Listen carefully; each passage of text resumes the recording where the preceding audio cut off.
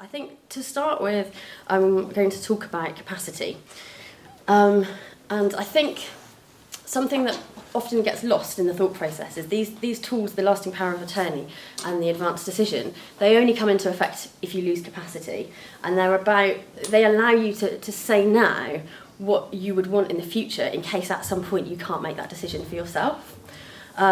So capacity, is, as we all know, is the ability to make a decision for yourself. Now that includes the ability to retain information about the decision, also the ability to weigh up the information, to understand the consequences, and also to be able to communicate that decision. So all of those four things are sort of what makes up capacity. And if you don't have the ability to do any one of those things, then you could be deemed to not have capacity. And you could lose capacity for a short time, for example, if you're knocked unconscious, or on a more long-term basis, for example, following a stroke, or if you have dementia. And so, sort of, as we're all kind of adults with capacity, any of us has the legal right to refuse medical treatment. So if you're taken to hospital, or if your doctor says you need to have a certain treatment, you can't be forced to have that treatment. You have to give your consent to having it. So we can say at any point, no, I don't want that, and nobody can make you do that. If you lose capacity, what happens then is the doctor, for healthcare decisions, the doctor will make that decision for you. And they're of course, they're kind of ethically and legally obliged to make a decision that they think is in your best interests. There's no guarantee that what they think is right for you is actually what you would want personally.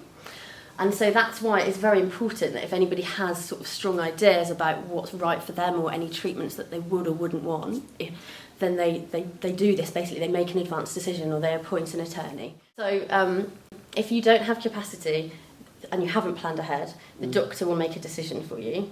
Right. They legally have to take into account the views of your family members, but they're not legally obliged to follow those views. Oh, right. Okay. So your family member can't make a decision on your behalf. As long as an advanced decision is valid and applicable, and I will talk about those things in more detail shortly, then if a doctor was to knowingly ignore the advanced decision, they could be liable for a criminal charge of assault. So an advanced decision is a document which allows you to refuse medical treatment in advance, and that's in advance of a time that you lose capacity. So you say in the form, you have to say the treatments that you don't want and the situations in which you want that refusal to come into effect. And that refusal of treatment, as we said, is legally binding. Now, you can use it to refuse any medical treatment at all. So that includes life-sustaining treatment, so things like artificial nutrition and hydration, antibiotics for life-threatening infections, CPR if you were to have a cardiac arrest, also mechanical ventilation, for example. Now, what you can't use it for is anything that's not a medical treatment. So you can't use your advanced decision to refuse to be taken to hospital, for example. So with capacity, if we fell down in the street or in our home and the paramedics came and said, okay, we need to take you in, you can say no, and they can't force you to do that. But if you lose capacity, you can't use your advanced decision to refuse that, because actually being taken to hospital isn't a medical treatment.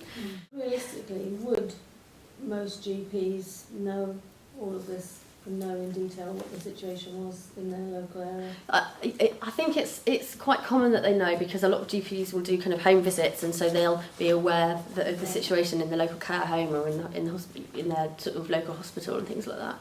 I mean, if they don't come to us, then we can find out. But yeah.